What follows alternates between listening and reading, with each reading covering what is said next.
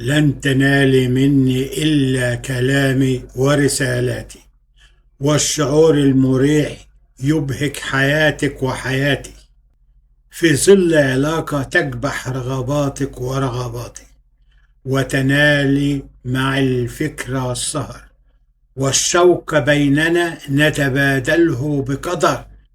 يا من عشقت وجهك القمر، وخيالك تسلق واقتحم أفقي وعبر. فكيف يا جسور تجرأت وجسر، ورفعت سيف قلمك وصوب اشتهر. فما كسفت لك قلما وما ببالي خطر، فاكتب كما تحب كلما قلمك شعر. يا من تصوغ الحلى في كلامك، وعبير المعاني يفوح بأقوالك.